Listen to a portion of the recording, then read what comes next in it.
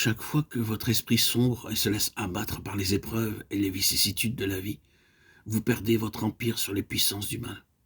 C'est-à-dire que vous êtes dominé par elles, au lieu de demeurer au-dessus d'elles, en Dieu. Chaque fois que vous placez au point de vue terrestre et que vous pensez comme les hommes pensent, que vous parlez comme ils parlent, que vous regardez comme ils regardent, vous vous placez au-dessous des puissances des ténèbres. Votre empire sur ces puissances dépend de la position que votre esprit prend vis-à-vis d'elles, position qui est dans la demeure avec Christ en Dieu, et dans laquelle seul nous pouvons connaître les vues de Dieu, les pensées de Dieu, ses voies et ses plans.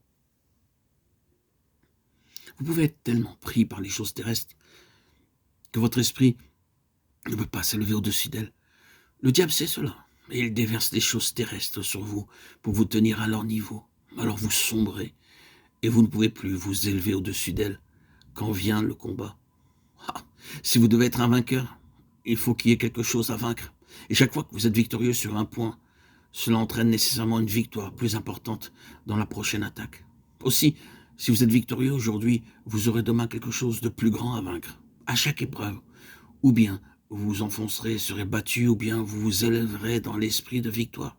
Et alors, c'est la vie de Christ victorieuse, manifestée dans votre esprit, qui vous fait faire ce pas en avant.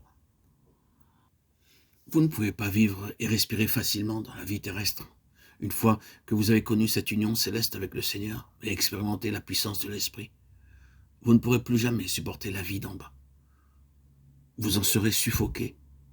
C'est la preuve de la force victorieuse de cette vie nouvelle que Dieu a mise en vous. Étant mort selon la chair, oui, il faut que cette mort soit continuelle. Car cette division profonde entre l'âme et l'esprit ne se fait pas d'un seul coup.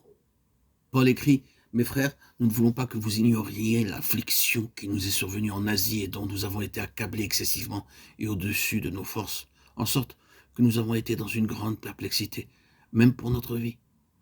Et nous nous regardions nous-mêmes comme étant condamnés à mort, afin que nous n'eussions point de confiance en nous-mêmes, mais en Dieu, qui ressuscite les morts. » 2 Corinthiens 1, 8, 9.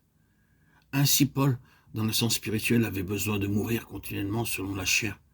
Toute sa confiance en lui-même devait être anéantie, et il lui fallait encore et toujours être ramené à un point qui dépassait sa propre capacité d'endurance, et qui l'amenait à se confier entièrement au Dieu qui ressuscite les morts. 2 Corinthiens 13, 4. Vous trouverez cette même vérité dans Romains 7, 4. Vous êtes morts à l'égard de la loi pour être à un autre. La mort nous séparant de tout, pour produire l'union spirituelle avec le ressuscité. L'un dépend de l'autre. C'est le revêtement du Saint-Esprit que Dieu veut que vous expérimentiez. Dieu ne revêt pas la chair, mais il revêt l'esprit de ce merveilleux vêtement de lumière qui le fera resplendir comme le soleil aux yeux des armées ténébreuses. Cantique des Cantiques 6, 10.